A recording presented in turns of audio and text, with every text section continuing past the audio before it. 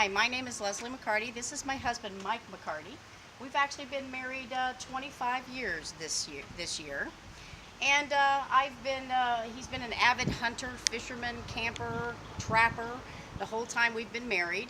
And we recently moved. And one of the things that I made a new rule of since we finally got some storage was that he had to keep all of his hunting stuff, with the exception of his prized possession, which we argued over and he won, which is the deer head there, in the storage unit. Basically, I was hunting on the land, and it was about 7:30 in the morning when I was hunting, and I heard the deer coming from behind me, and I finally got the shot that I needed and got the deer, and it's the biggest deer I've got so far. It's an 8-point buck. It scored 151 points on Boone and Crockett, which is a pretty nice deer to get. Which they actually measure all the antlers, and there's a lot of measuring that they do to get to the score and everything. And kind of a once in a lifetime deer. A lot of people hunt for their lives and never get a deer like this, so I was blessed to get a deer like this. When he goes out and hunts in the wintertime, there's this deer scent that he uses. I guess it's deer urine that he puts on his boots. So it's to attract deer, I guess, and when he brings that into the house, it's not a very pleasant scent, and it's hard to get that smell out. I can light 15,000 candles and I can still smell it. Okay, actually this is a bait shuttle for holding bait when you're fishing. It holds your minnows and whatever live bait you might be using to fish with. And which can also stink if it is not cleaned out properly in the house. Basically I have a hunting vest here, which is brown and the hunter orange, which keeps you safe in the woods from your other hunters, so you won't get shot at. So you can see the blaze orange. And tackle box here, hold all your prize fishing lures.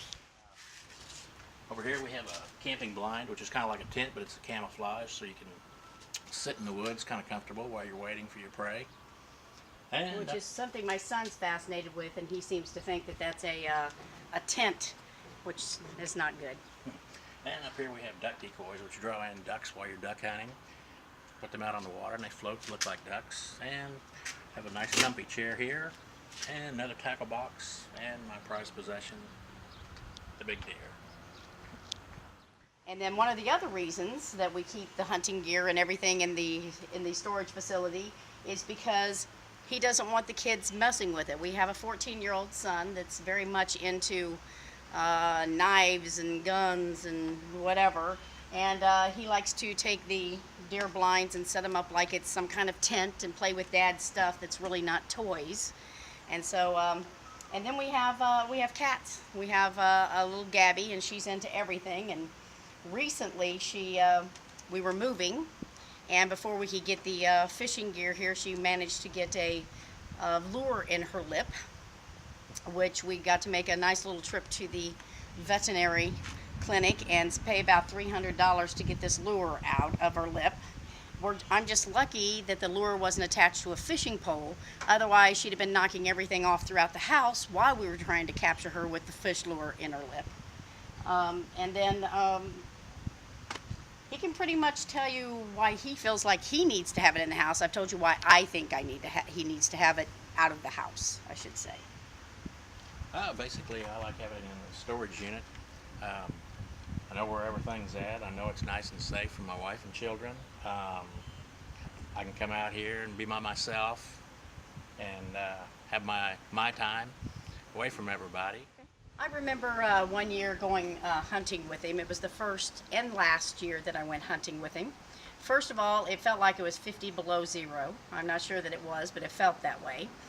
We got out of the truck. He drugged me out there because you have to go out before dawn, so before it's even light. We're messing around in the woods trying to find a place. Well, then, of course, I'm freezing to death. So I turned to him and I said, I can't stand this. I got to go to the truck and get warm. So he didn't think I'd be able to find my way out of the woods, but I can seek heat from 50,000 miles off when I'm that cold. So I find my way out of the woods and get in the truck, and then I turned on the heat. Well, I ended up falling asleep in the truck, I guess because I was nice and warm, and then I woke up and I thought, oh my God, I better get back out there. So I turned off the truck and I'm coming back in, and luckily enough for him, I guess I jumped up a deer. So at my way back, being, of course, nice and quiet like all women are in the woods, I was making all kinds of noise and trying to find my way and talking to myself. And then I jumped a deer up and it came and he shot it.